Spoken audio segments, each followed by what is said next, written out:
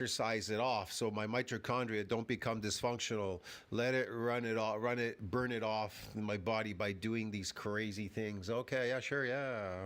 At the end, I do all my shoulder work, my curls and Sure he everything does. just in the shorts. So, funny enough, I put plenty of stuff up in every single vlog without a belt. So it's really not about that for people who are going to think that that's what it is. No, because I do multiple exercises without a belt every single day on camera. No, for me, it's really about one. I could argue about the better neural drive. I can make a small case for that. Definitely, the weight it carries it makes sense. Being able to brace my core, the neural drive probably helps a little on this stuff. Wow, neural drive, okay. But for me, the biggest part is it seems to really upset some people. And because I do like to be a bit Throws the ball up with difficulty. He's got some kind of difficulty here with that ball. I don't know what's going on here, man. This is crazy. of the trolls sometimes. If I can do something that doesn't Oh, the trolls. And you're not a troll? You look like a troll. in any way harm or interfere with my Oh, not look like a troll to you. training, That one's cute. I like this one. I'll take that. All right. It really looks funny, man. and not really a problem. That might have some minor benefits, Okay. but if it really upsets people enough to get engagements, that's worth doing. You see his chest sagging, his skin, his chest. The muscles are sagging. They're soft, they're saggy because exhaustion of the stem cell pool. You know, when you were young, you were fresh, tight, everything. That just goes to show you that you have a very expanded stem cell pool. For example, like this Chulo Lang guy, he has no gray hair. They say he's got nice, you can see him's got nice skin and everything. It shows that he hasn't exhausted the stem cell pool like a good majority of people. Too much glycation, deterioration, exhaustion of stem cell pool, blah, blah, blah, because they have to keep coming out and repairing and fixing you because, man, there's so much fucking damage. That's why it gets exhausted. That's why you look, you got accelerated deterioration and you look like a mummy after. You definitely don't want to keep doing that over and over and over again. I think eventually the party has to end, but I don't know for Blaha when this party is going to end of this crazy accelerated aging shit. Right? So the whole purpose there then is just because it seems to upset some people. Yeehaw, Hoss. So that's enough. That's clearly enough to do it. But Booking an apartment with that's enough. That's clearly enough to do it. Why would it upset people? But and people think I'm kidding. I'm actually dead serious. I'm sure really he is. serious with that. That's reason enough, dudes. So Yes, dude. back over to the training. We do the med ball throws for full body power. I feel like this will improve my deadlift. So really, a lot of this GPP will Maybe it will. drive my deadlifts up.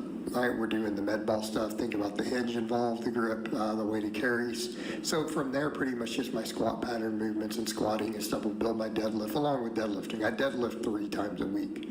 So all this is sufficient stimulus for accessory work. Yeah, this is all sufficient stimulus for accelerated aging, deterioration, yes. And then the pull-ups too. Pull-up PRs tend to go hand in hand with me for deadlift PRs, right? So I did this, then I did a set of hanging leg raises, my toe to bars. I want to make sure I do that for the extra grip and abs. And then, because I didn't do neck work yesterday, I decided to do 2 sets of that today. So I went really hard. I managed to squeeze out 20 reps on both sets. And my neck is really tired now though, because I did the 55. So again, we're kind of at the strongest I've ever been on neck extensions, and I'm at a point I don't know that I needed to get any stronger from there, right? I don't know that I needed to get stronger, so I'm just gonna let it do its thing. But it just keeps my neck strong and healthy, which again we've discussed in the past as to why we do that. So I hope it's been informative, and I'll talk to you guys and gals next time. Yeah, it's been quite informative, man.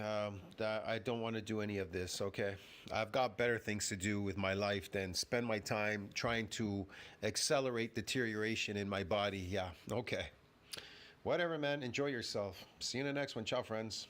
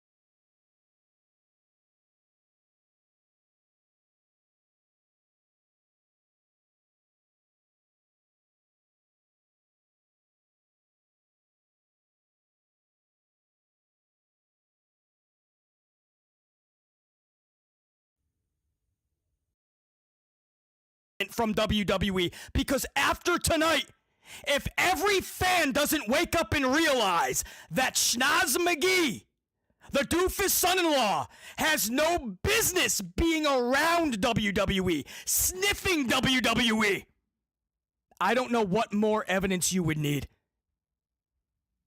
Tonight's finish was the worst I have ever seen in WWE history. I can't believe they just went with a random masked guy who we know is not Seth Rollins clearly, and then he just runs away. Punk is pinned moments later, and then for 3 minutes we just watch Roman, Cody, and CM Punk stare at one another as the crowd, 40,000 people in San Diego that paid thousands of dollars when it was all said and done, booed them out of the stadium. That's how this show just went off the air. And the ladies? Oh, we're gonna get to it. Believe we're gonna get to it. I am still trying to comprehend it. As I said, guys, the event just went off the air. The crowd in attendance is furious. Those watching on ESPN Plus, I know, are furious. Those watching on Netflix around the world, furious. And it is justified. I feel ya. Every single fan that is in awe right now, I feel ya. And BC is going to deliver this review in the most honest of ways, so you know you are not alone. Let's just jump into it, man. Before we do, let me just go to my cold open, if you don't mind. It was the Survivor Series of 2025. This is your amplified review of the show. I, your host, BC Amplified.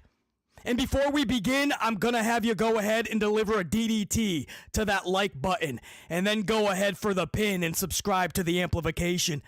Because I assure you, this will be your one-stop shop for all things pro wrestling in this community, because you will not receive this level of honesty anywhere else in the entire industry. That is my promise to you.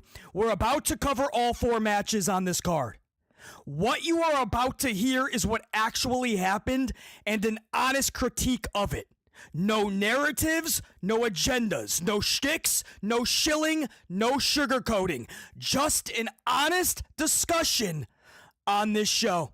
From top to bottom, start to finish, beginning to end. So let's waste no more time.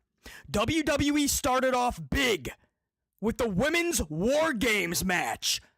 But could they deliver? If you caught this show, you know the answer to that. Many of you did not, and you're trusting BC to be your amplified honesty. So now is a good time to grab those beverages, sit back, max, and relax, while BC drops them Survivor Series facts. And I think you know where this is headed. Charlie and Asuka start this thing off at your 1s. Io and Becky followed at your 2s. Alexa Bliss, Kairi Sane were your 3s, and AJ Lee, Nia Jax in at number 4. Rhea and Lash Legend would be your 5s before War Games was made official. And Ripley's mask should have been outlawed, as the nose was nearly as big as Hunter Hearst Helmsley's somehow. That's impressive. The only thing impressive in this entire, quote, match. 40 minutes in length. I don't care where you start the match, whether it's right when Charlie and Asuka started trading blows or when it was actually 5-on-5 and the bell rings and Alicia Taylor declares war. Doesn't matter. Either way, it was 40 minutes in length. And I want you to hear these words very vividly, because it's the most truthful you're going to get in the community. This was the most boring War Games match since its inception. Nonsensical would be an understatement. I mean literally zero reason to be in a cage. I mean literally zero reason to be in a cage.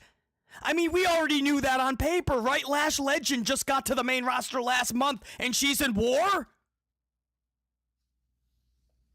AJ Lee, Rhea Ripley just pulls AJ Lee aside 2 weeks ago and just says, hey, do you want to be in War Games with us? You should have a feud, right?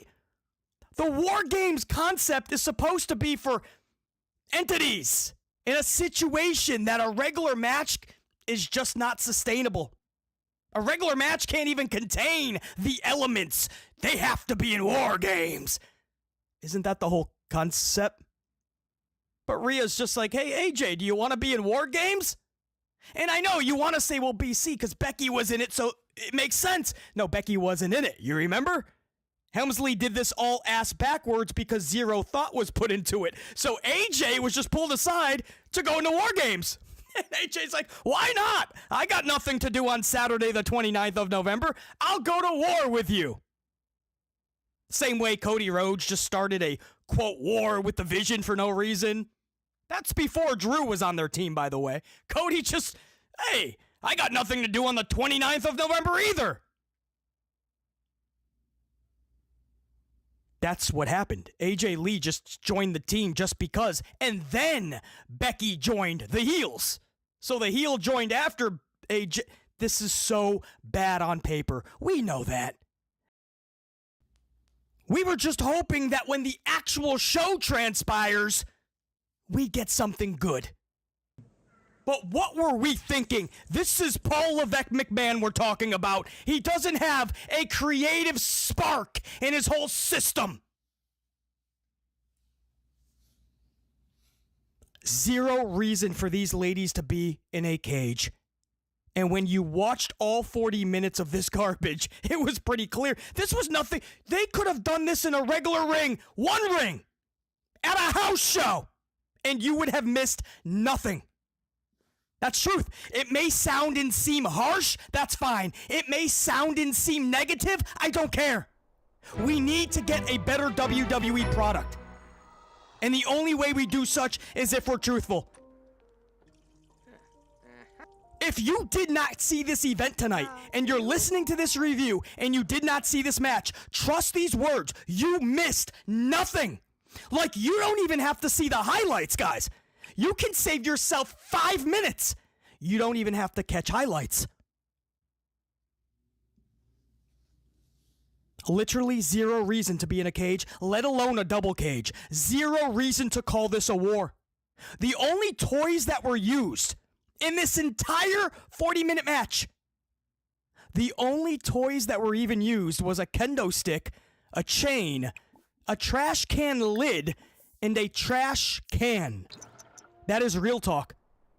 The only moment of the match was Io putting a trash can on her head and jumping from the top of the cage. Guys, that is it's as honest as you're gonna get in this community. Like, that's not just my take on it. It's not a narrative. It's not just how I saw this match. That was the only moment of the match. And it's a spot and a, quote, moment that we've already seen from Io in the past. Even Michael Cole said, vintage Io. What that means is, oh, we've seen this several times in the past. Because we have. Io's been at the top of the cage, puts a trash can on herself, and says, watch me fly!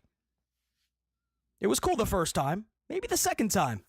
Hey, maybe it was even cool this time, especially for San Diego, right? Watching a flying trash can live. But when that's the only moment of a, quote, war? Yeah, that's probably not good. AJ Lee then taps out Becky Lynch moments after the flying trash can spot. And the faces win. Instead of AJ Lee defeating Becky Lynch for the IC title, she taps her out with nothing on the line in a match nobody will ever go back and watch ever again. And most have already forgotten about it. I'm not even comparing this to AEW's Blood and Guts Women's War, by the way. An actual war, if you saw that. Because that is not even in the same league. This was sad. This was bad. This was certainly not a war.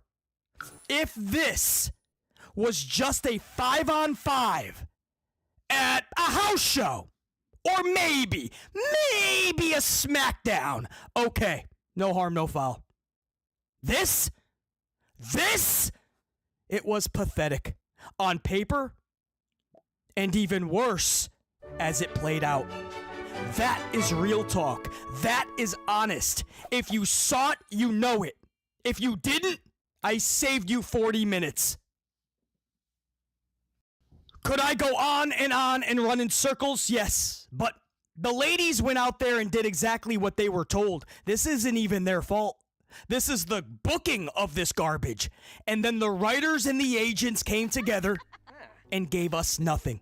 Fans in attendance paid up to thousands with an S, of dollars to be there. Now I know, you can call them stupid, say, hey, it's their dumbasses' fault. They paid all that money and they got scorned. Good. You can say all that for sure. But you can't help but feel a little bad for them, man. They trusted WWE and Hunter Hearst Helmsley. They gave them another chance. They got excited. They love WWE. It was coming to San Diego. It's a pay-per-view. Their emotions got the best of them, and they paid the money. They emptied their bank accounts. They maxed out the credit cards. They gave Helmsley a big chance. And they hoped that he was not going to turn around and stab him right in the back and make him pay for it, more than just financially, but with their time. But that's what happened. That's what he always does to these crowds. And that's what they were given. Women's War Games, and it produced nothing. The only moment you even got was a flying trash can. Then we got 10 minutes of commercials. I can't even... It was like 10 minutes of commercials. A bunch of random D-list celebrities were like, I guess, front row. I'm not even joking. I've heard of none of these people. None of them. And then we get Jonathan Cena versus the dirtiest Mysterio for the IC title. This was the only good match of this entire night, mind you. I'll tell you that right from the jump. Before I even go over this matchup, I will tell you, this is what a pay-per-view match should have been. It's astounding to me that you need to depend on part-time John Cena, a dude whose final match is literally in a couple of weeks. And that's the guy who's giving you your best match. Props over to Dirtiest as well, by the way. But let's start from the jump. Dirty's entrance made him look like a star, sporting the mask with Roxy and Raquel trailing behind. Cena had Stu working double, man. Stu is trying to keep up with Cena, who is just trying to greet every fan imaginable. And Stu is trying to chase after him. Cena's energy is what is missing in 99.99% of today's roster. Think about that, please. Cena and his age. A dude that's about to retire in a couple of weeks. And he has more energy than most of that roster. 10 minutes into this match, and I'm not joking in the least, this was already better and more eventful than the entire Women's War Games match. And I take no pleasure in saying that.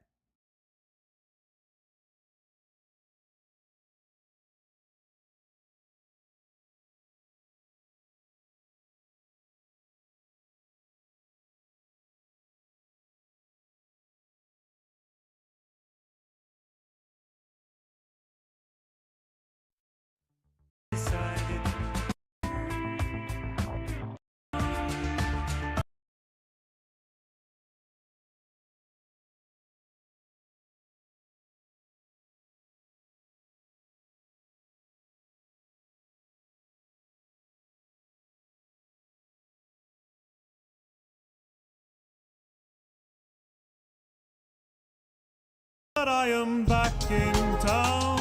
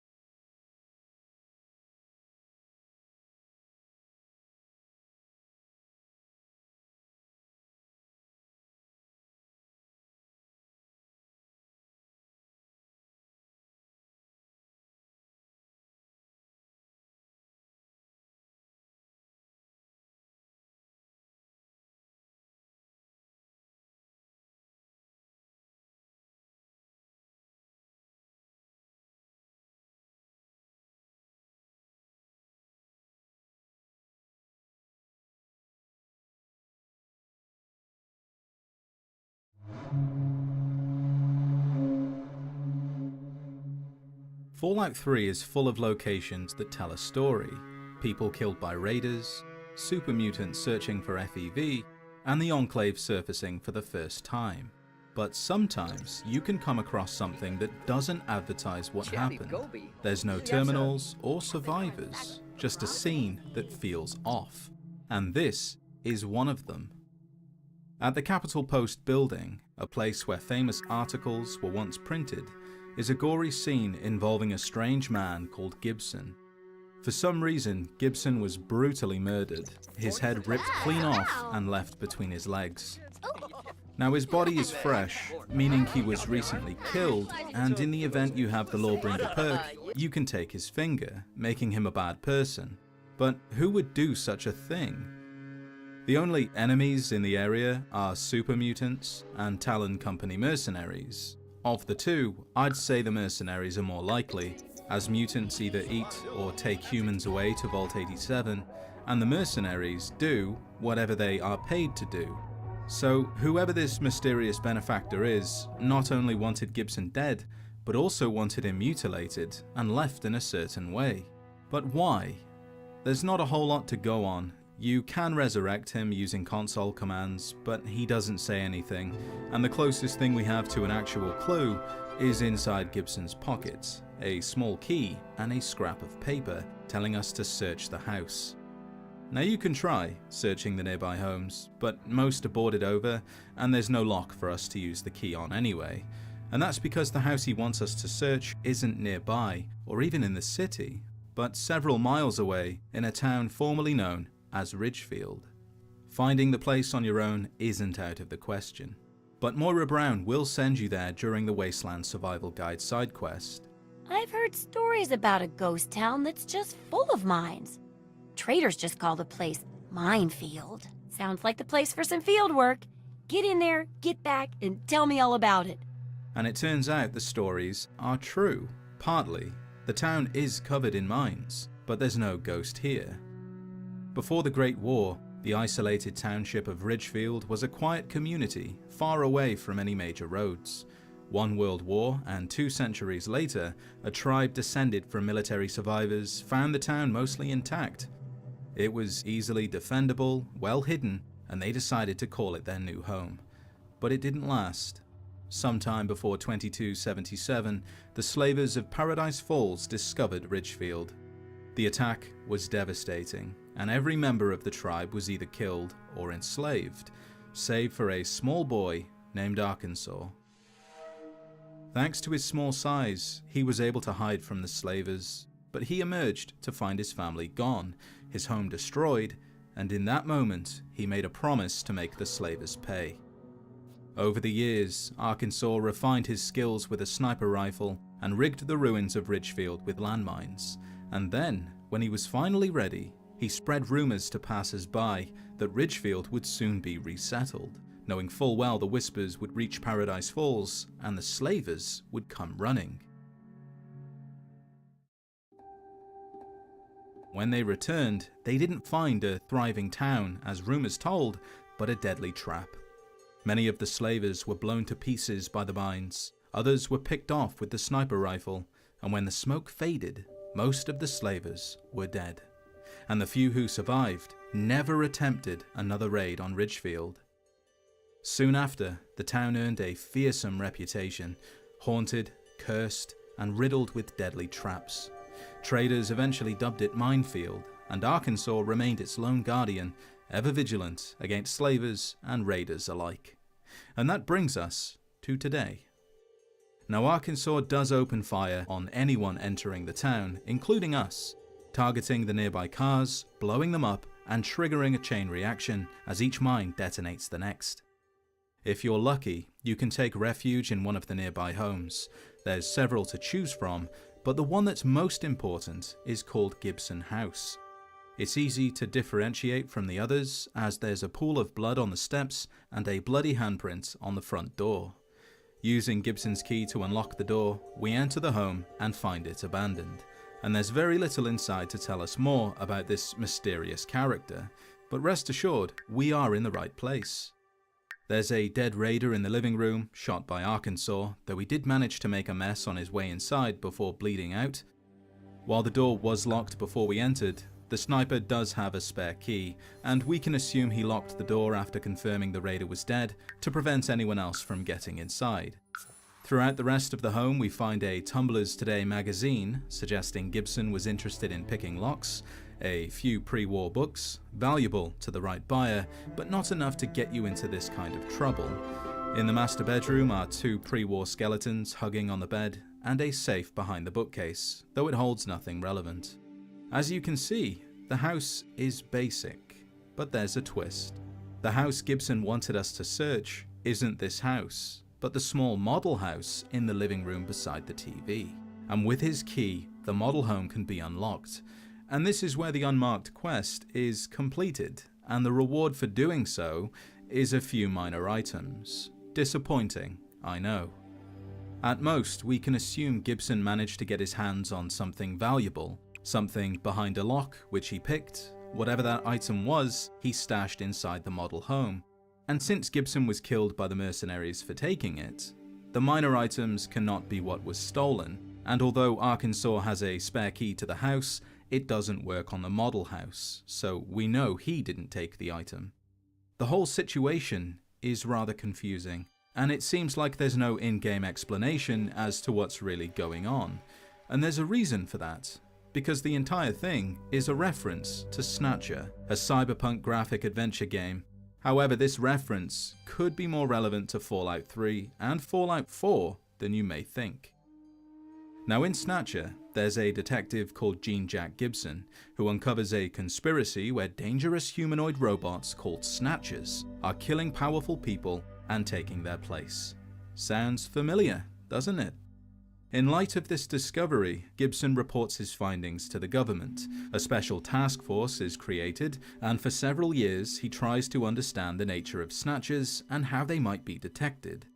Then, after suspecting someone of being a Snatcher, following them to an abandoned factory and confronting them, Gibson's dying screams are heard by the new rookie, the player, and the investigation continues through several clues Gibson left behind, allowing the player to finish his work and rid the city of Snatchers.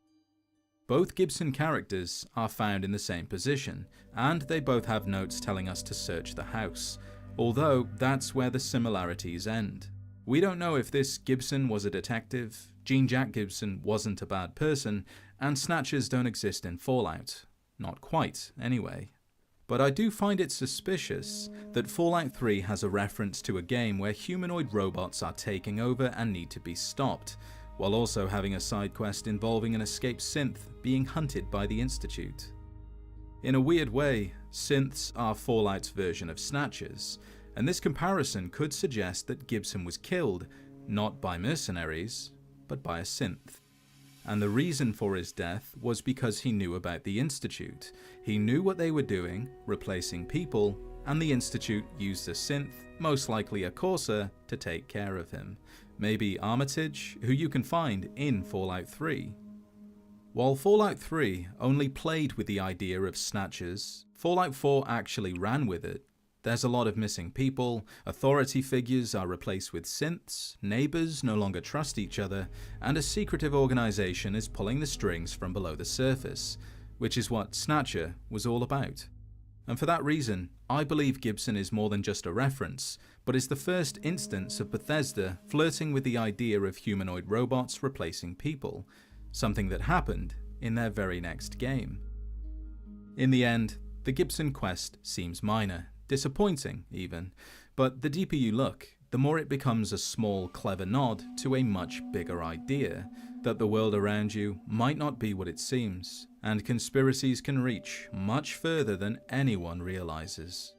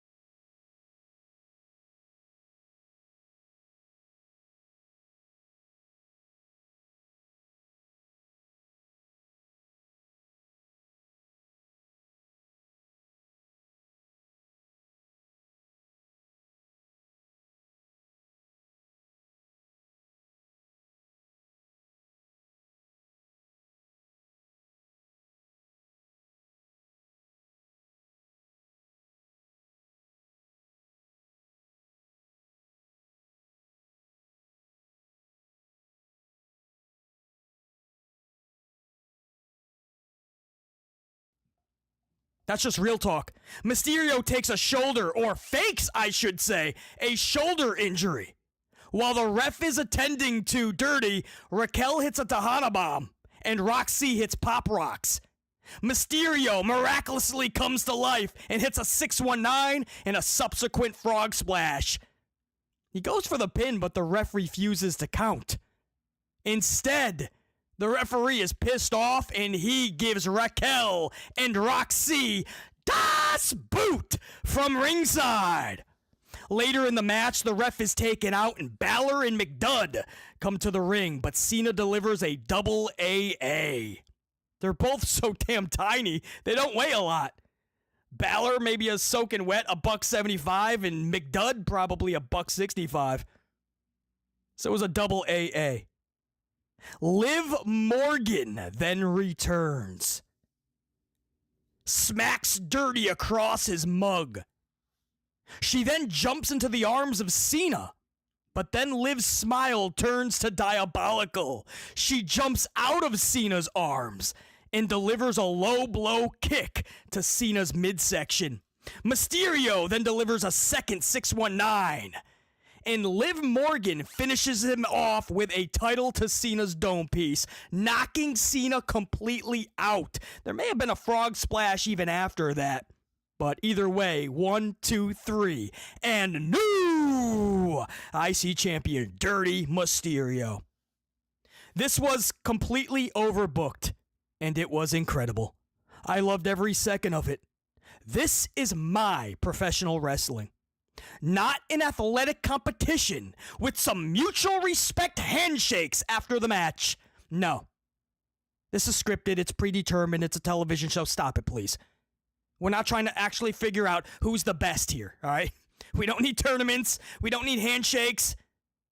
We don't need to see wrestler A versus wrestler B do all their cool gymnastics and then figure out who's better than the other. Relax. We need larger-than-life characters. We need storylines, plot twists. We need to have fun. It's a television show. That's what pro wrestling is. It is overbooked. It is theatrics. It is wild. It is taking you in every direction, and that's what this matchup did. This is what I expect on a pay-per-view. You can call it a premium live event all you want, but if you're going to call it that, it better be premium. Unfortunately, that's the only thing I can really speak of in a positive way on this show. But at least Cena and Dirty delivered. And whoever the match agent was on that, everything chef's kiss.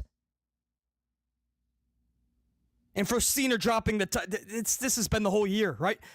Hunter Hearst Helmsley has fumbled the ball left and right with John Cena, and I'm pretty sure he doesn't even care. From the moment he turned heel and he didn't have a plan for him. At WrestleMania, he just has Travis Scott pretty much hand him the title. One of the worst finishes of all time. Until tonight, that is. And then he just goes in and on a random SmackDown, his heel turn was so bad, he just grabs a mic on a live SmackDown and just turns face. No story, no nothing. Just pretty much apologizes. He's been a little off lately. And he just turns face. And then he goes into a match with Brock Lesnar with no storyline attached. And then he goes into a match with AJ Styles with no storyline attached. And then he's about to have a match, his last match with Gunther, no storyline attached. Gunther's just going to win a tournament. They gave no thought into any of this. No thought to his world title reign, his 17th. No thought went into it. And no thought for the IC title. Just win it. Check that off the box. Grand Slam champ or whatever you want to call him. And then just lose it. Give it right back to Dominic in 2 weeks. You know what? I don't even care, man.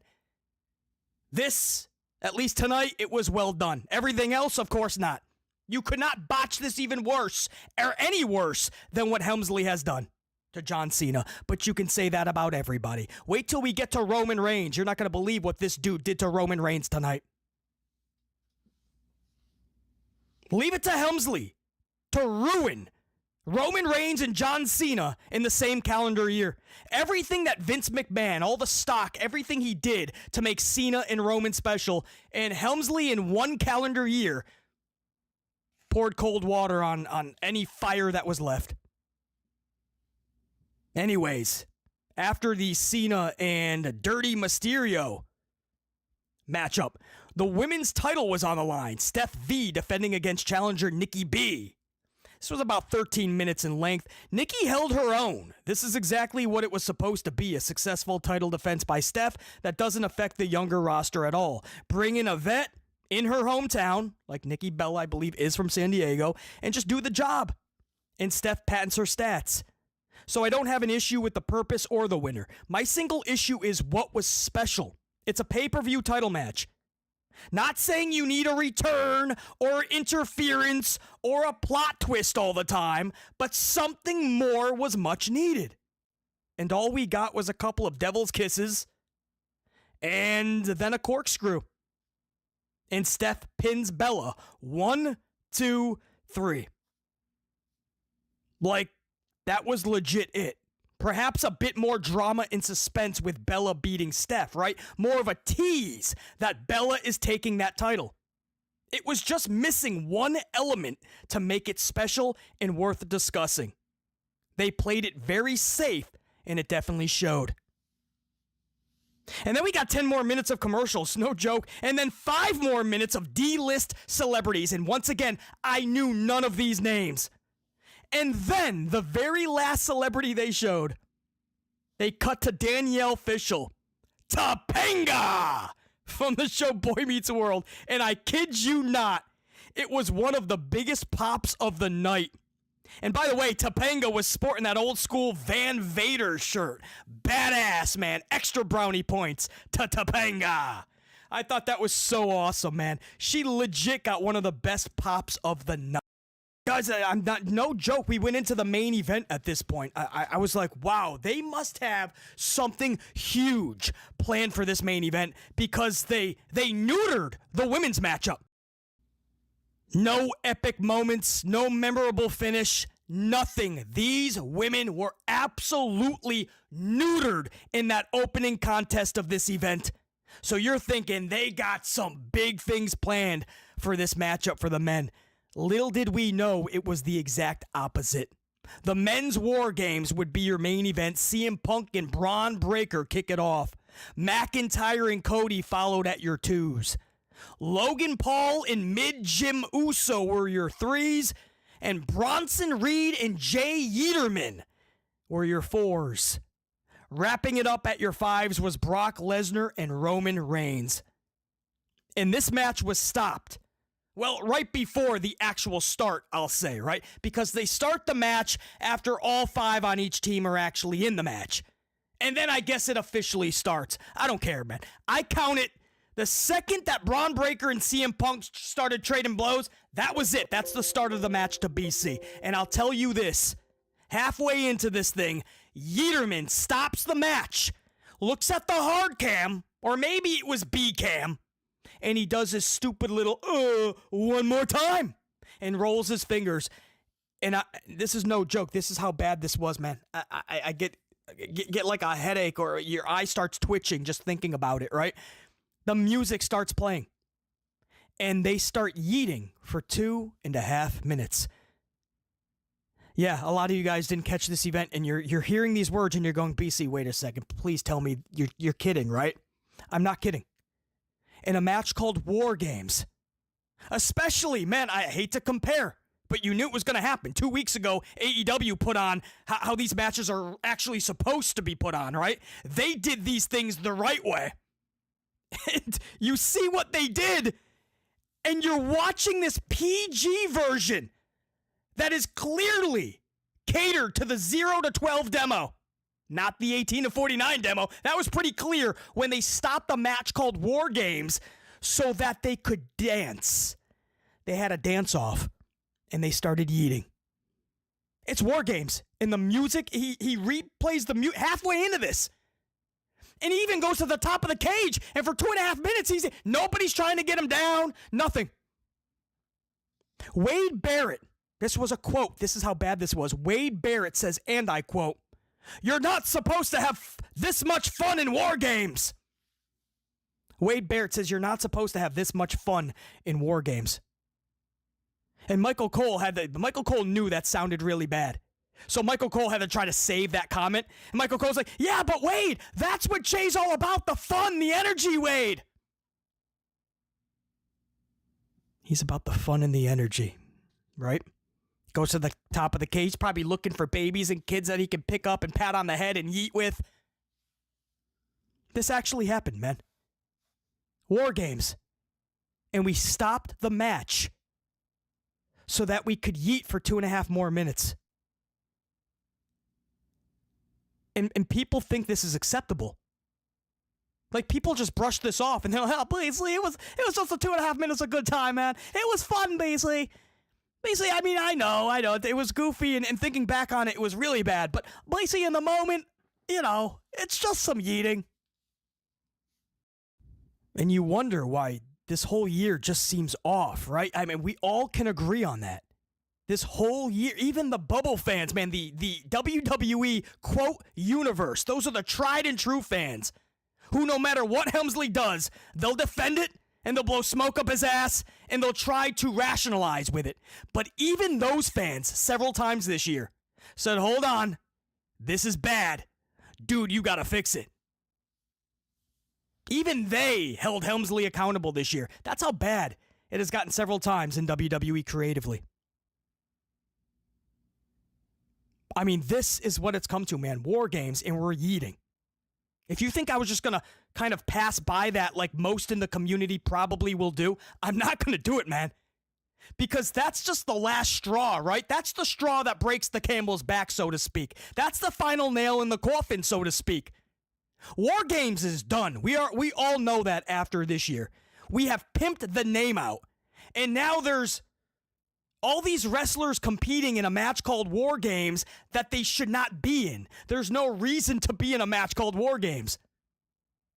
So the concept has already been ruined this year by Hunter Hearst Helmsley.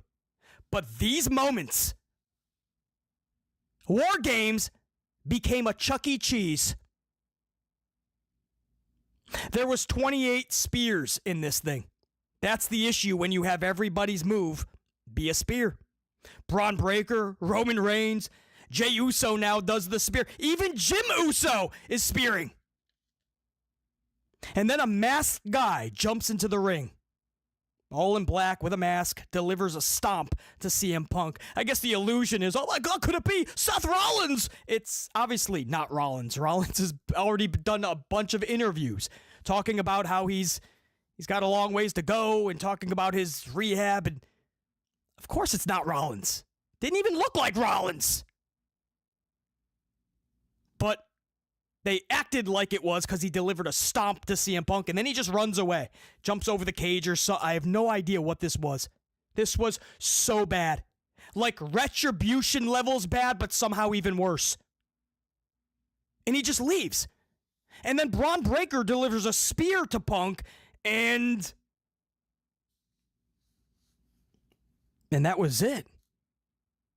CM Punk was pinned 1, 2, 3, and the heels win the match.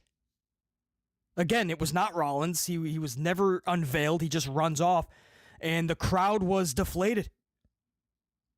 The crowd was simply deflated, guys. It's that feeling you never wanted to see or hear again after Mania 41, and you were hoping you never had to. This was that, but even worse. Crowd deflated in awe of how bad this finish was. The crowd, you could tell they were trying to comprehend. Wait, please tell me this isn't it, man. We paid all this money. We traveled all this way. We were hyped. We gave you everything, Helmsley. Please tell me this is not what you're giving us. You could get that sense. But it was it. And the heels celebrate for a minute and they all walk off. And this perhaps, perhaps this was worse than WrestleMania 41's finish. The crowd was pissed beyond belief. BC was and still is, cutting this review, shocked at how tragically bad this all was. And it got even worse somehow. Roman Reigns, CM Punk, and Cody Rhodes remained in the ring for 2 full minutes, maybe 3 full minutes afterwards. And they just stared at one another. So the crowd is like, all right, this is our last chance. Maybe something is happening, right? So the crowd is silent but looking on. Like, give us something, guys, something. Like, and nothing would even make sense, right? Nobody can just turn heel here or anything. Or there's nothing. But we're grasping at anything because we're thinking in the moment, this can't be this bad. Not even Helmsley can deliver this type of bad. And so they're just staring at each other. And we're staying on it. And then all of a sudden, Levesque's name pops up. That's the worst time to pop that name. Bro, you do not want to take credit for this show. But there's Paul Levesque McMahon. He wanted you to remember that he's the guy running all of this. He's the producer. So, you gotta read the room. The crowd live is pissed off. You gotta know everybody at home is pissed off. And here's your stupid name popping up. But Levesque McMahon's name pops up, and you know it's the end of the show. And sure enough, Roman Reigns just walks off. They say a couple things to each other, the faces, and then Roman goes to walk off, and you audibly hear a roaring boo. These faces, especially Roman Reigns when he walks off, got booed out of the stadium. Roman Reigns was booed out of the stadium. How could you take all of the equity that Vince McMahon and Paul Heyman put into Roman, especially this new version? And they got him over finally. Vince has been trying for years, tagged up with Paul Heyman, and they were able to do it with the original bloodline. And how can you take all that equity and in one calendar year ruin everything that made Roman Reigns special? I've been telling you guys for weeks he seems more than average lately. And this, he just got booed out of the stadium.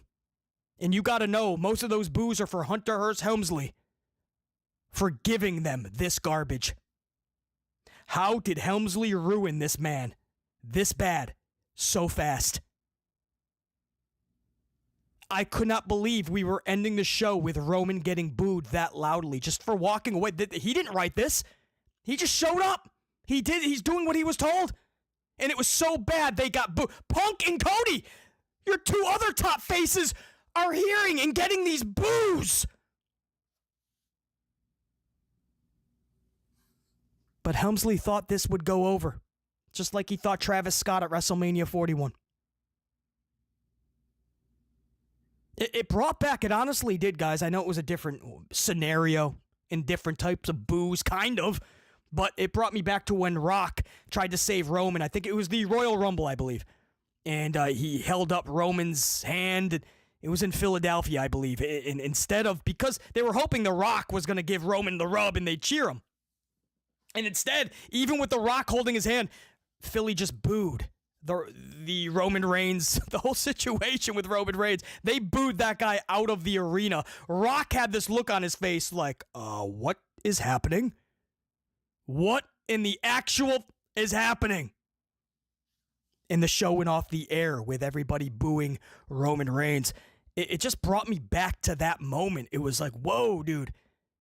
This is so bad. They're booing the 3 top faces of the company. You have Cody, Punk, and Roman, and they're being booed out of the stadium. You know you done messed up when that is your finish. After everybody was already booing the original finish. A masked man who is not even unveiled stomps CM Punk and runs away. This is something a toddler with a crayon and a coloring book would have booked. Basically, this is what you want, a storyline. Who could be the masked assailant? Oh my. Yep, it's just a regular old typical whodunit. We need Inspector Gadget and Scooby-Doo on the case. This was the worst finish I've ever seen in WWE history for a pay-per-view. Somehow they topped WrestleMania 41. I am appalled. I'm still trying to fathom this, guys. Again, the event went off the air, and BC's cutting this review. I have a lot more to comprehend on this. I can't believe, even though I now expect this level of bad from Hunter Hearst Helmsley, I can't even comprehend what I just witnessed. So I have to try to do such. And hopefully by my next upload, the very next Amped Up that goes out to you guys, the Amped Up show, right here on the channel, hopefully I will have a much more clearer picture of what is happening right now in WWE. Because right now, this can't go on. You guys know this, man. This has been the worst year creatively in company history, and Helmsley's to blame, solely. And now he's ruining people like Cena's last year, Roman Reigns. He's just ruining these dudes. And we can't do this again in 2026. We can't have another year like we just had. And this guy is so emboldened. He doesn't care what we think even. He's doubling down. He's like, you didn't like Mania? You booed me? You said this sucked? I already told you you're not real fans. I already told you to fuck off. So now I'm going to double down. I'm going to give you even worse. It's almost like he's doing it on purpose just to show you that he's in charge, and no matter what he presents to us, you're supposed to take it and ask for seconds. Don't ask questions, don't critique it, or you're not a real fan, and Helmsley will tell you to fuck off. It's time you tell Helmsley to fuck off. With this garbage that he gave you tonight, and he's been giving us all year, when do you guys finally hold his ass accountable? Make him raise his standards, raise his bar. You shouldn't have to lower yours. This, what we all saw tonight, that's got to be the last straw, man. This guy is so bad at his position. This is the guy who's running WWE. He's playing the role of Vince McMahon, and he completely sucks at it. Don't you guys see? This is the biggest problem we could have right now. The guy running the company, I wouldn't even have as the janitor of the company. Guys, I'm going to go try to comprehend this. I don't know what we just witnessed. This is... I honestly, I know we make jokes, and hey, if you're going to pay this much money, they deserve the crap they're getting. But guys, I honestly feel bad for San Diego right now, everybody that showed up. I really do. Because they still hold that hope like we all do. It's why we watch the product. We are watching out of habit and hope. Habit because we've all been doing this since we were little. And we just can't give it up, man. We still love it, and we know it can be better. And should be. So habit and hope. Hoping that it actually does get better. And I think a lot of people still spend the money because they're hoping that the show they go to is going to be the one to turn it around. And then they get something like this, and now on their drives home, they're going to realize how much money they just spent, and they're going to realize that they just... Helmsley just gave them the ultimate golden shovel treatment. Took their money and then told them to fuck off. I feel bad for him. I still do. Guys, until next time, and there will be that next time. That's Survivor Series 2025. I can't believe it's gotten this bad. This is rock bottom for WWE. BC saying check you. Unit, salute.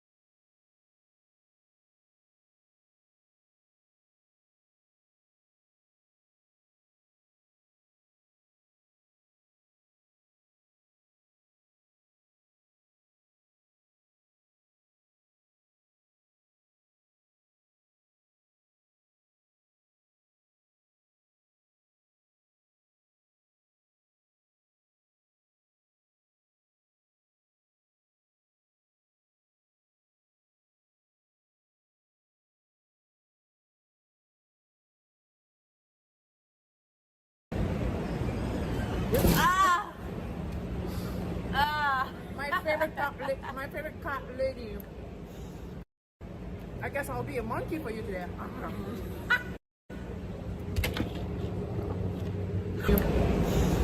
I guess I'll be a monkey for you today. I guess I'll be a monkey for you today.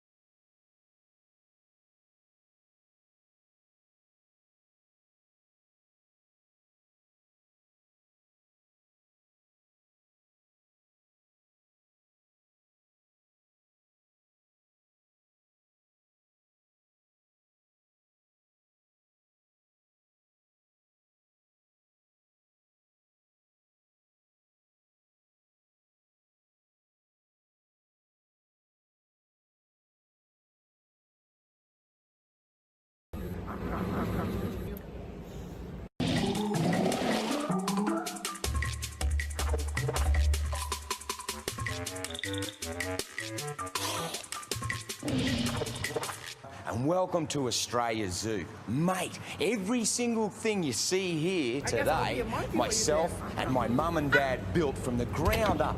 And Terry and I, well, we're just continuing the family tradition. Please, come and have a look at the things we love the most. Our animals. Let's have a look.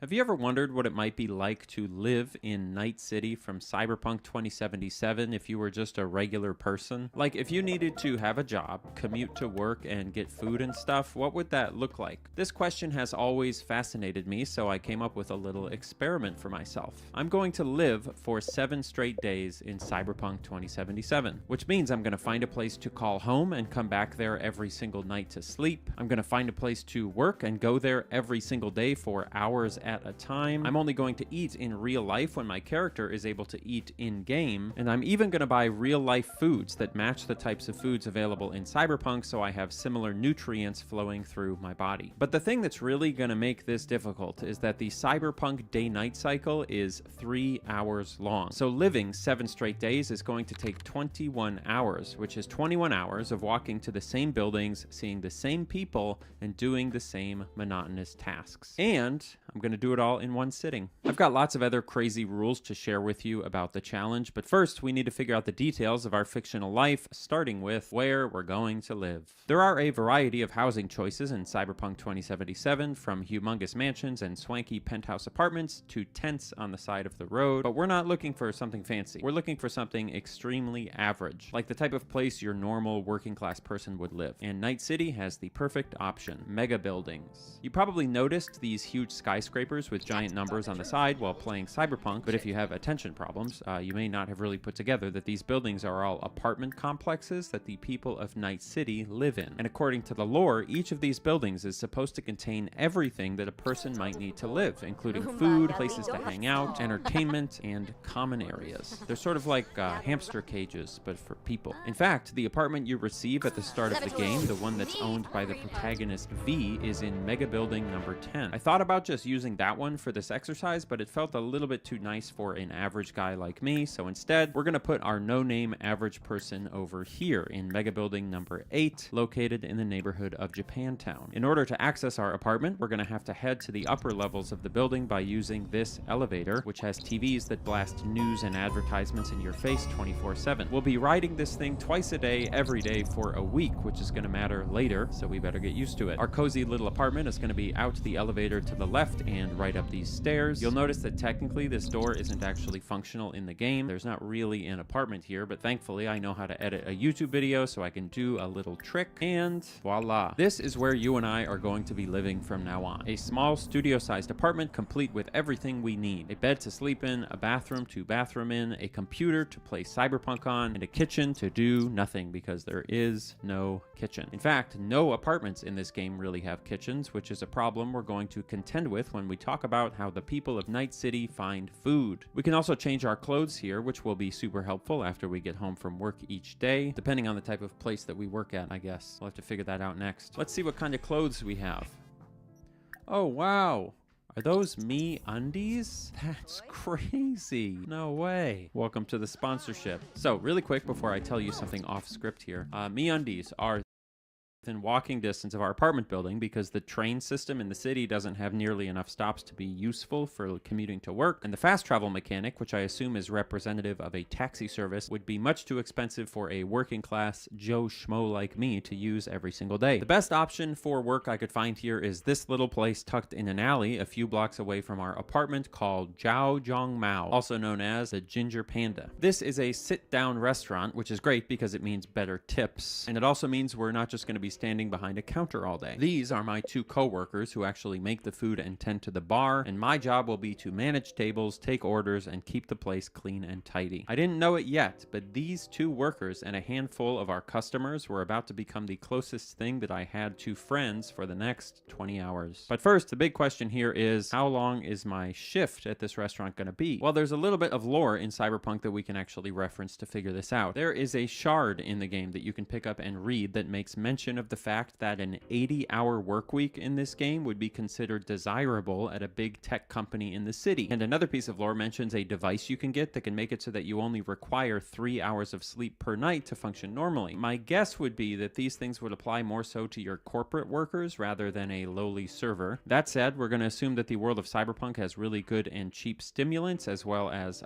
minimal labor protection. So our character is going to work 12-hour shifts 6 days a week with 1 day off, and we're going to sleep a minimum of 6 hours per night. Feels like a reasonable Cyberpunk style compromise. We'll work out the details of when each shift is going to be later on, but next we have to figure out where we're going to get food. So you remember how earlier I mentioned that our apartment didn't have a kitchen and that most apartments in this game don't have kitchens? It also turns out that there aren't really grocery stores in Night City. All of the purchasable food is in convenience form, either from vending machines or corner stores, and the only exception to that are the food stalls and restaurants. Most likely, this means that mass-produced synthetic food has become so cheap and standards of living so reoriented that people basically just eat out of vending machines for most meals. You can see good evidence of this by the fact that the player character's apartment in the game literally has vending machines inside of it, from which you can order basically anything you might need to get by, not just food. How convenient! Get me one of those. What this means is that rather than fitting in a grocery run on our commute to and from work, we really just need to remember to grab something out of a vending machine a couple of times a day or stop at one of the food stalls. With that taken care of, we really just have one more thing to sort out before we can begin. Recreation. That would include socializing, entertainment, fulfillment, relaxation, anything that we do with our free time that isn't directly tied to surviving. In real life, we have lots of options for this, at least ideally, including public parks, hiking, going out to bars or clubs, playing video games, and so on. And in Cyberpunk, we kind of have the same options. By far, the most common leisure activity in the city is drinking or some variation of chemical escapism. This can be done in restaurants and bars, but also just on the street, meaning that Night City likely doesn't have open container laws, or at least not ones widely enforced. Most people also have access to a computer of some kind, which we can assume means people are still scrolling on the internet and playing video games, possibly doing other things with their computer. Green spaces like parks, as you can imagine, are not very common, but there are a few places near where we live that kind of qualify, like this walking path along the canal here, or this plaza area with benches and sculptures. Not exactly going to feel like a breath of fresh air, but it's slightly less claustrophobic than sitting in a back alley people watching. And then the last accessible entertainment option for us would be the various clubs across the city. None of these are super close to where we live, but with any luck, maybe after work we'll have time to get to the train station, head across town, have some fun, and get home in time for work the next day. If we were richer, we might be able to do some higher class entertainment activities like brain dances, which is sort of like VR but for your whole brain. But for our purposes, our options for joy and fulfillment are basically going to be limited to the classics: gaming, drinking, dancing, and going for walks. All the good stuff. With these logistical things figured out, we're starting to get a pretty good idea of what an average life in Night City might look like, at least on paper. Long hours at work, substances to keep you going, minimal time for relaxing, and doing your best to scrape together some kind of meaning in a pretty unforgiving world. Which is kind of our job as people on Earth, too. Cyberpunk just exaggerates the circumstances a little bit, but just listing out these facts about life doesn't actually make me feel like I truly understand what day-to-day life here would be like. The only way to figure out what day-to-day life here would actually be like is we're gonna have to live it for 7 straight days. So like I said up front, each day in Cyberpunk is apparently about 3 real-life hours long, which is extremely long as day-night cycles in video games go. Minecraft's day-night cycle, for example, is only 20 minutes. Red Dead Redemption 2's is 48 minutes, and Skyrim's is longer, but it's still just barely over an hour. And that means that in order to live out 1 week in Cyberpunk time, I'll have to play the game for about 21 hours straight in Earth time. Each of these days, I'm going to expect myself to get at least 6 hours of sleep, and all but one of the days I'll be working a shift at the Ginger Panda from noon to midnight, which will be about 90 minutes of real-life time, which means that over the course of the experiment, I'll be spending 9 hours doing nothing but standing inside this one building in Cyberpunk 2077. I'll get 1 day off during the week, which I can use for anything I want, but I have to make sure that no matter what I do, I get a minimum of 6 hours of sleep, and I cannot be late to work the next day. If I am, the whole experiment starts over. In order to make this exercise as immersive as possible, of course, anytime that I want to eat in real life, I'll have to make sure I'm able to do that in-game, which also applies to drinking things. And also, like I said, I've lined up a bunch of foods that correspond to foods that are available in our area in the game. The only catch here is that because days in Cyberpunk are 8 times faster than real life, any food or drinks I consume will need to be 8 times smaller than their normal serving size. So I'm subjecting myself to the same cycles of hunger and thirst that our in-game character will be experiencing. And last, but certainly not least, I'm only going to be able to use the restroom if I can actually get to a bathroom in the game. So that'll be fun. Let's begin the experiment.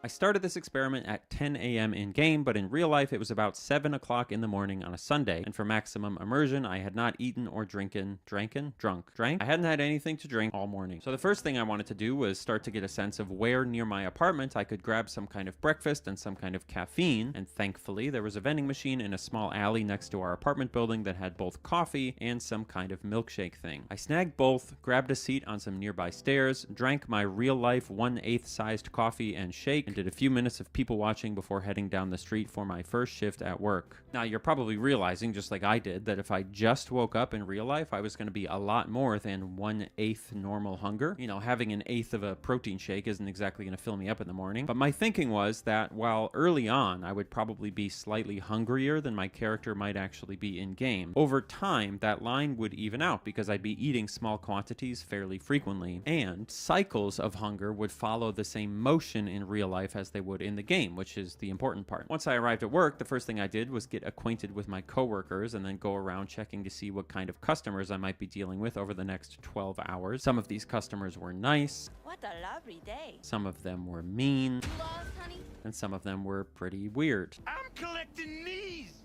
I got 7. Pretty quickly, it became clear that this was going to be a real test of my patience, and it dawned on me that I was going to have to find a way to kill 90 minutes, not just once, but 6 separate times inside this one-room restaurant that had basically no interactive objects in it, all while pretending to do a job that doesn't actually exist in Cyberpunk 2077. To put that in perspective, that means the time I would have to spend doing nothing but staring at the walls of this restaurant was roughly the length of a feature film, only instead of watching a feature film, I'd be listening to the same 2 voice lines from the same 10 or 15 NPCs, hearing the same 4 songs on loop, and watching the minutes slowly tick by on the clock in the upper right of the screen until it hit midnight and I could leave. So I did what you would do at any job where you want to pass the time. I gave people names so I could keep track of them and talk to them. The 2 most important ones are the owner of the restaurant here, who I decided to call Armando, and the line cook over here I named Lucille. The rest of the cast just kind of slotted in place around them. Throughout the day, not a single new NPC came into the restaurant, and none of the ones that were there left. But I did start to find myself relying on some of the more entertaining voice lines to lift my spirits as the long hours started to get to me, including this one. Forward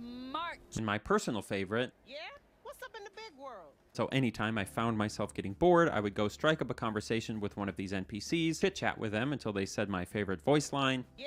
What's up in the big world? And then move on to the next one. Forward march. Eventually, 10 o'clock rolled around, all the NPCs popped out of existence except my 2 main coworkers, and all that was left to do was pretend to sweep and bust the tables, say goodbye to my new boss, and head out into the night that gave this city its name. I had to be asleep by 4 a.m. if I wanted to get up at 10 a.m. for my shift the next day, but as any good food service employee knows, you can't end your first shift at a new restaurant without a celebratory drink. It was 9 a.m. on a Sunday, by the way. So I had a seat at a little stall that served some kind of high-quality intoxicant intoxicant called Calavera Feliz, filled up my shot glass with 1/8 of a shot of this liquid, and threw it back while advertisements blared in my ears telling me about a sweepstakes where I could win a trip to a luxury casino in space.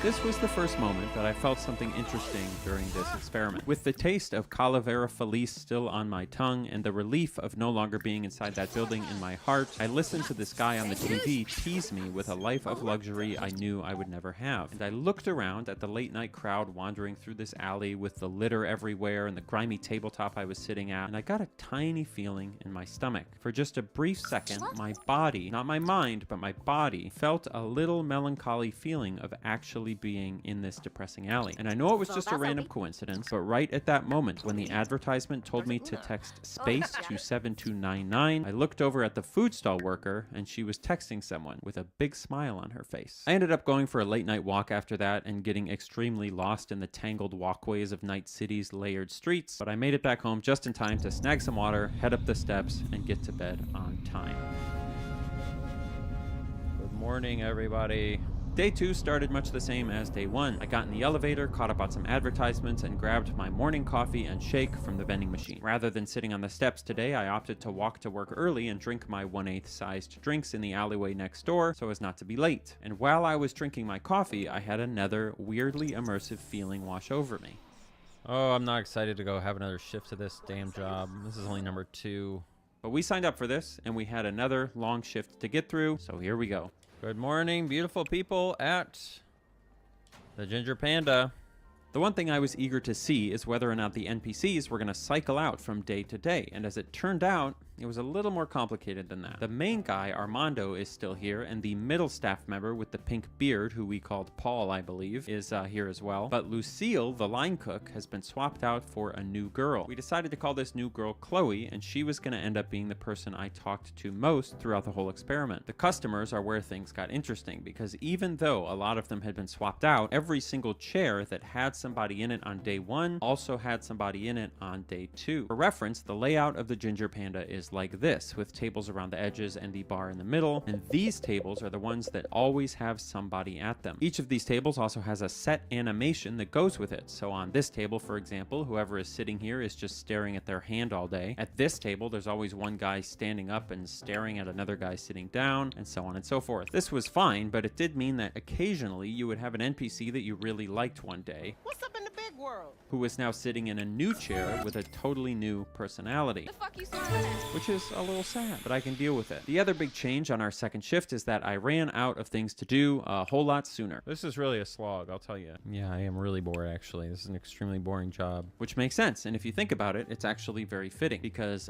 real jobs are boring, but pretending to do a real job inside of a video game is actually even more boring, because there aren't any real people to talk to or real tasks to do. This is also where the experiment stopped feeling like a cute idea for a video and started feeling like an actual challenge. I continue to have fake conversations with the customers, and I talked to our new line cook, Chloe, a lot, because her animation incorporated a lot of subtle nods or head shakes, which means I could kind of use her as like a magic 8-ball where I could ask yes or no questions, and she would kind of affirm or deny each one. Almost started to feel like she could hear me. How you doing, Chloe? You're like my #1 coworker, I feel like. Well, Armando's pretty good too. By the end of the shift, I had also spent some time analyzing the ductwork on the ceiling and looking at other minute details that I hadn't noticed on day 1, but those were quickly running out as well. I hid in the restroom for a bit, just like a real service job, and eventually 10 p.m. rolled around, and just like last night, every single NPC disappeared into the void as soon as I looked away from them. The customers today were definitely less charming than the first day. A lot of them were pretty rude, and there were fewer amusing voice lines to listen to, but my coworkers were starting to grow on me at this point. After work, I knew I wanted something to eat, so I grabbed one of the burritos from a vending machine on the other side of the street, as well as a knee cola, and sat down on a chair across from the Ginger Panda to enjoy it. Now that work was over, I found myself overcome with a feeling of relaxation, just sitting in an alleyway eating 1/8 of a microwave burrito and reminiscing about my day. Eventually, I walked back home, played on one of the available arcade machines for some relaxing stimulation, and then rode the elevator back up to my apartment for a good night's sleep. Good morning, everybody. Welcome to day 3. Another day, another elevator ride, another stop at our vending machine for coffee and a shake. I was visibly more irritated today than the last 2 days on my way to work. Why are you honking? I'm gonna do it. I'm gonna punch him.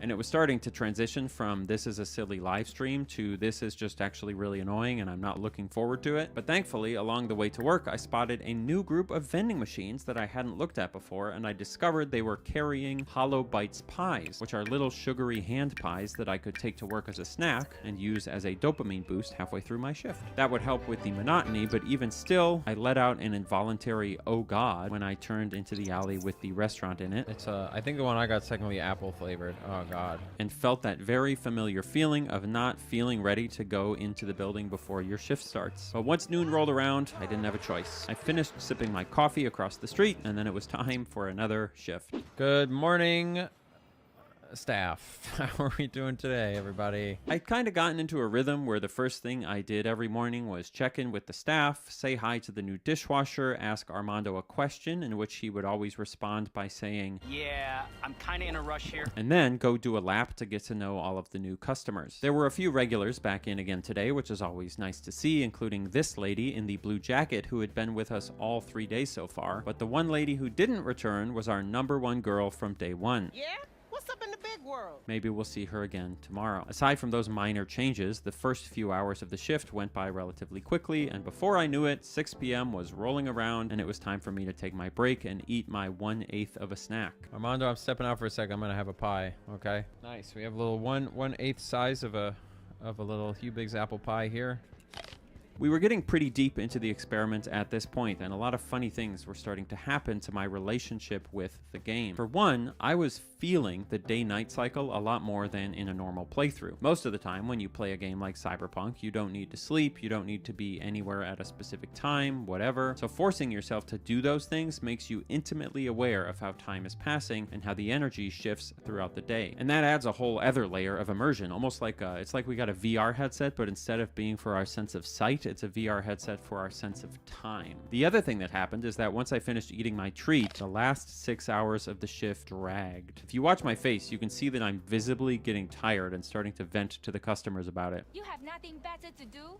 Believe me, lady, I wish I did. And it only got worse when I really thought about where I was in the course of the whole challenge, because we were just now getting to the end of day 3, which meant we hadn't even reached the halfway point yet, and I was already completely over it. It's like I condensed all the novelty of the first few weeks of a new job into just a few short hours by maximizing my own boredom and suffering, and combining it with the familiar taste of food and the familiar flow of time, and through that combination of sensory inputs, I had hijacked my nervous system into believing that this restaurant was my life. And to be fair, that's exactly what I wanted. I wanted the part of a job where the novelty is gone and you're just grinding through the days legitimately annoyed. I was pretty wiped after work, so after I finished, I ate my burrito, headed home, and spent the evening planning out what to do with my day off, which was going to be on day 5. And welcome, everybody, welcome to day 4. I had a real pep in my step today, and it felt good to have something new to look forward to tomorrow after seeing nothing but Crescent Avenue and the inside of the Ginger Panda for 10 straight real-life hours. A dust storm of some kind had moved in overnight, giving our walk to work a new atmosphere, and I was enjoying the ambiance so much that I was nearly late. I slammed my coffee in the alleyway next door, took a deep breath, and headed in for my last shift before our day off. Good morning, everybody.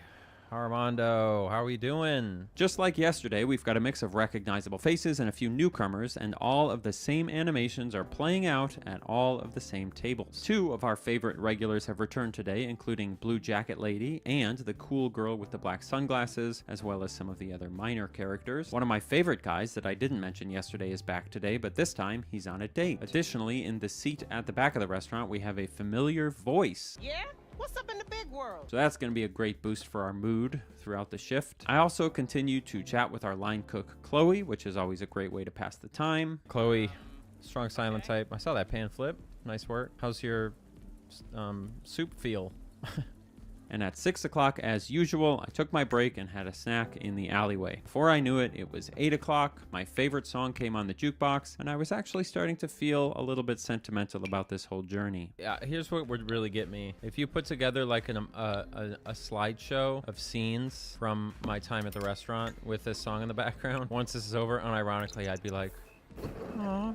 How nice is that? At this point, I also noticed that the bathroom rule never really ended up being a big deal because we were basically always at work, so we were always right near a bathroom. Thank goodness I picked a job with a bathroom. There's an argument to be made that in Cyberpunk they wouldn't give you bathroom breaks, but I don't know. Armando seems like a chill manager, and I don't think he would do that to me. Eventually, 10 o'clock rolled around, the NPCs left, and I had to try and look busy for 2 hours before I would be allowed to go home. I made small talk with Armando and Chloe. I ran in circles watching plates break, and then midnight struck and I clocked out, fully ready for a hard-earned day off. I decided against doing anything too crazy tonight so I could get up early tomorrow and have a full day of fun. So I snagged a burrito, ate it outside across the street like usual, and headed home.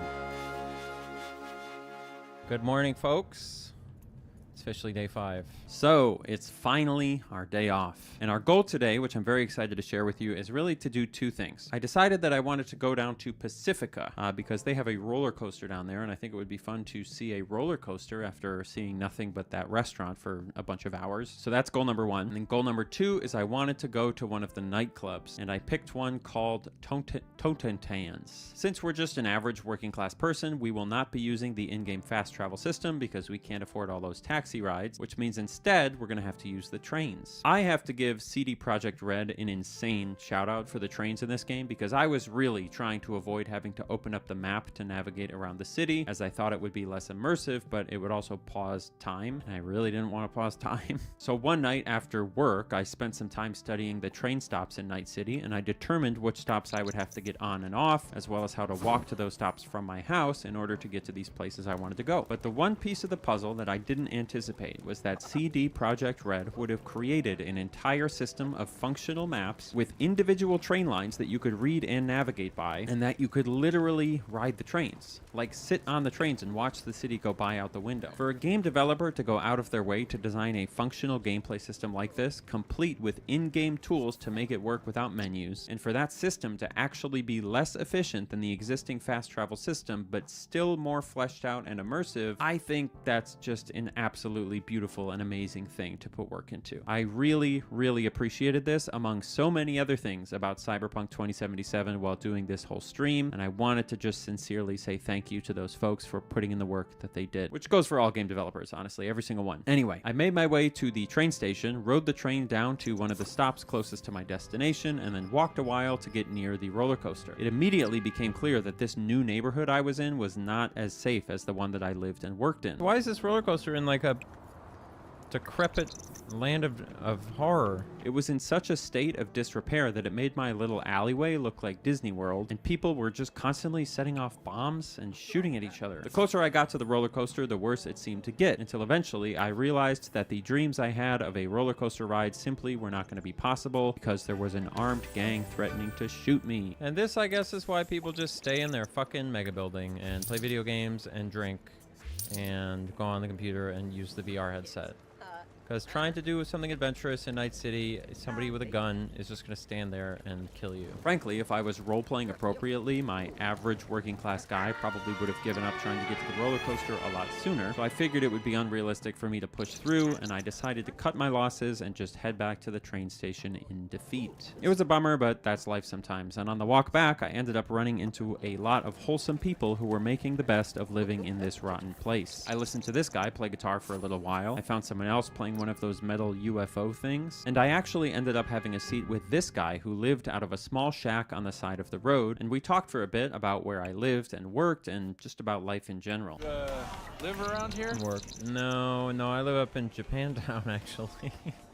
You can hear that I actually laughed at myself in the moment at the start of that clip because I heard myself talking to this guy and it was just like so earnest. I wasn't streaming at this point, and I think you can see it on my face. I was literally just talking to him like it was a real human being, and he was even sort of responding, and it just struck me as so wholesome that I couldn't help but laugh at myself. Eventually, we took 1/8 of a shot of Calavera Feliz together and headed off to catch my train up to the dance club. The train dropped me off a few blocks away from Totentans, and it took took a little bit of wandering to find it because I hadn't studied the map enough, but eventually I stumbled across it and headed inside to try and let loose a little bit before my day off came to an end. The vibes in here overall are pretty great. There's a dance floor where you can dance, another shout out to CD Projekt Red for adding that button. There's a bar for drinks, there's a variety of lounge areas, and even a precarious balcony you can step out onto to look out over the city at night. I even ran into one of our regulars from the Ginger Panda throwing up over here. Whoa, wait!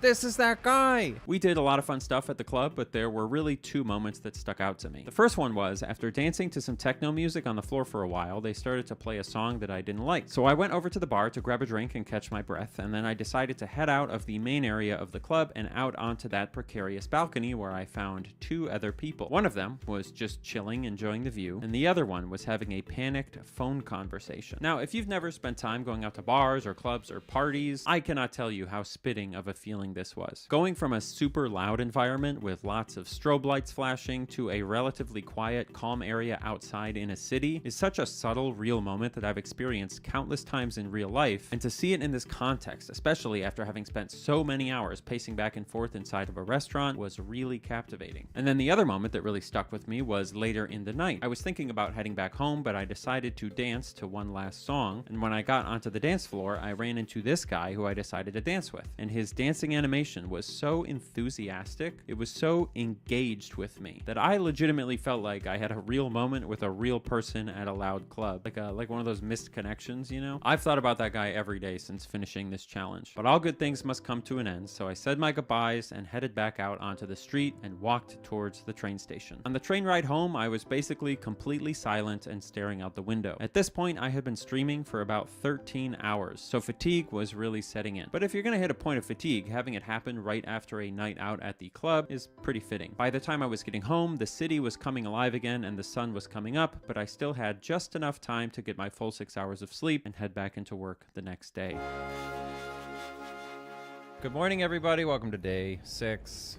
Back to work today, and unfortunately, we learned that the city requisitioned our favorite vending machine last night, so we're gonna have to come up with a new morning routine. Wait, where's our vending machine? Plus, we're in a little bit of a rush on account of waking up late. So we snagged a Nicola, one of those Hollow Bites pies, and decided to just tough it out until the end of our shift for a proper meal. All my food service homies know what that's like. Good morning, everybody.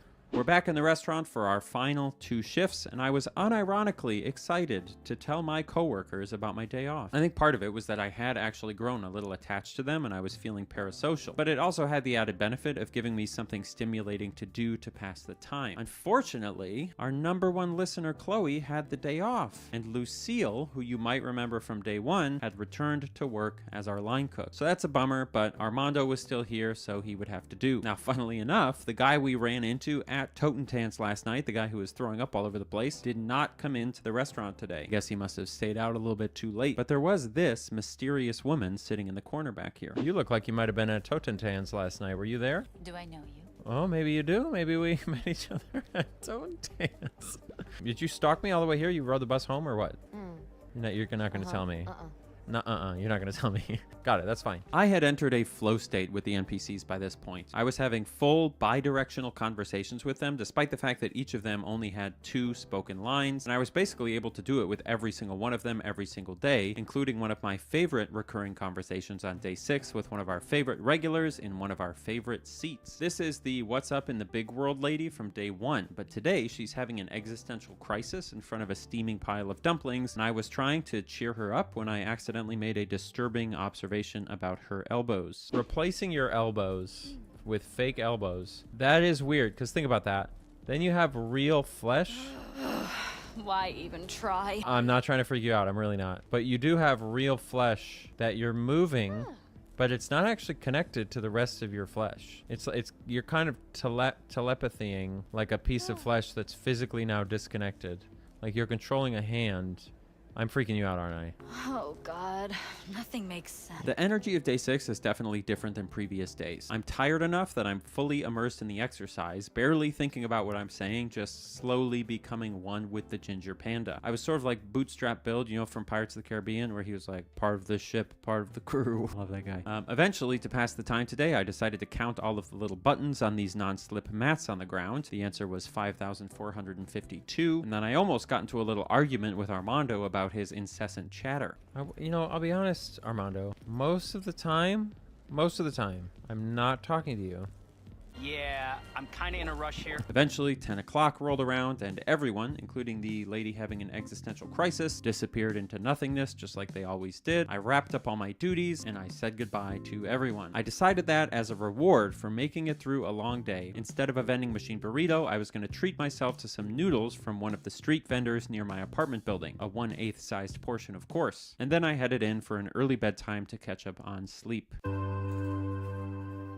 Good morning, everybody. Welcome to day 7 of coming out of our apartment. I had finally made it to the final day. It was about 10 p.m. in real life at this point, and I had been streaming for close to 15 hours straight. But despite my general exhaustion, I was definitely feeling a little nostalgic. I took a little extra time to absorb the elevator ride and walk through my apartment lobby before grabbing my morning drink, grabbing a snack for later, and heading off to work. My hope for today was that we would get to come across a lot of our favorite customers one more time, hear some of those iconic voice lines, and that the energy of it being our last day would help the time go by quickly. But really, my main concern at the time was whether or not the blue-haired line cook Chloe would return so that I could fill her in on my day off and say a proper thank you for helping me get through what was a long, frustrating, and meaningful experiment. But unfortunately, when I opened the door to say hello to everyone, Who the fuck is that?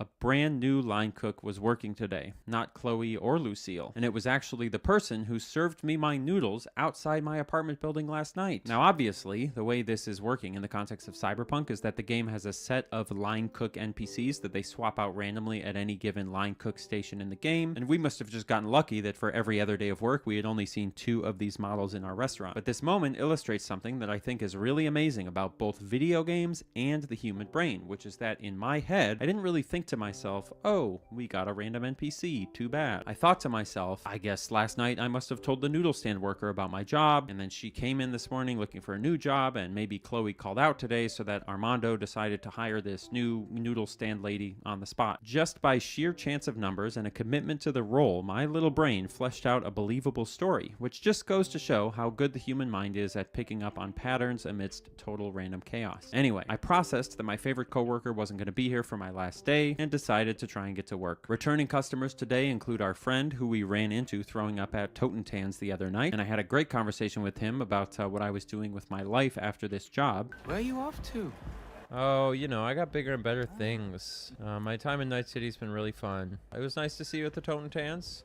I noticed you didn't come in yesterday, which is reasonable. The lady in black sunglasses is back as well, another recurring character from day 1. The lady who followed us home from Totentanz yesterday is also back, sitting in the exact same seat, but now she's trying a new strategy where she acts all mad at me because her being flirty yesterday didn't work. The fuck do you want? But the real victory on our final day is over here, at the existential staring at your hand table. This lady, who has been with us most of our workdays, has come back again at the same table as yesterday, only instead of being in an existential crisis, her original personality from day 1, the first personality that really gave us joy during this experiment, has been placed back into her body. Yeah?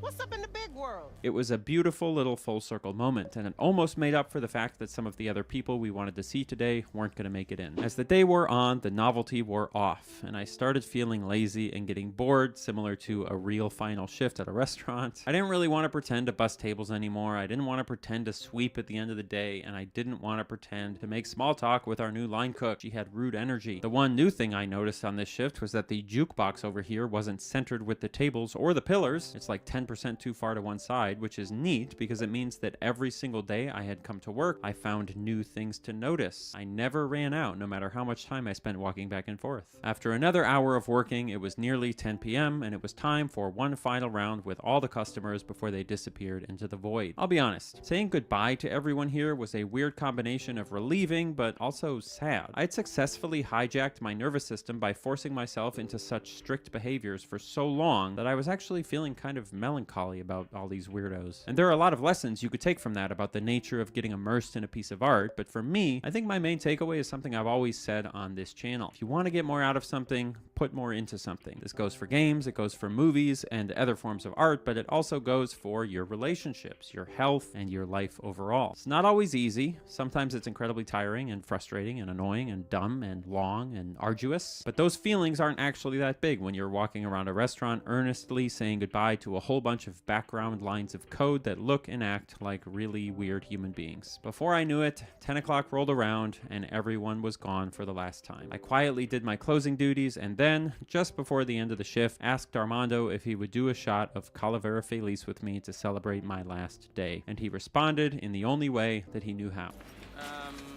Okay. We took it together, sort of, and I took one last look at the place I had just spent so many hours inside of before heading out back towards home to eat one last meal of noodles outside my apartment complex. Little did I know, the game had one final surprise for me. Remember how I said that it seemed as though the lady who served me noodles last night ended up coming in to get a job at the Ginger Panda, taking Chloe's place? Well, you're not gonna believe who ended up working at the noodle stand outside my apartment in her place. No fucking way. Look who's at the noodle stand.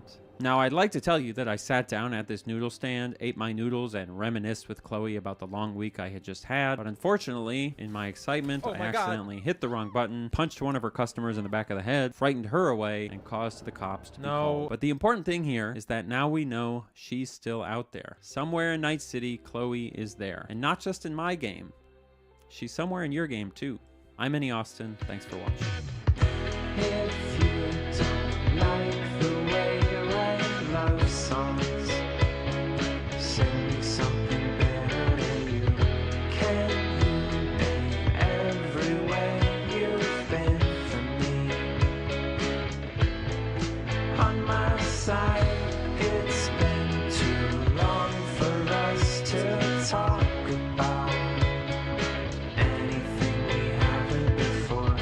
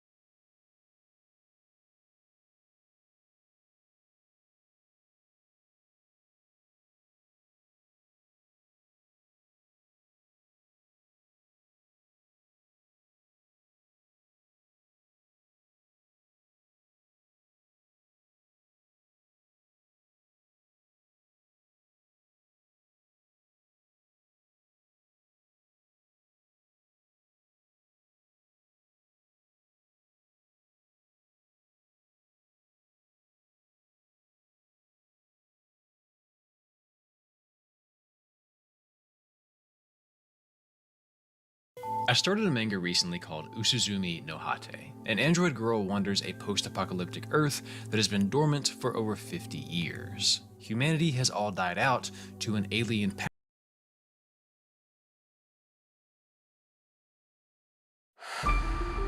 Can dreams predict the future?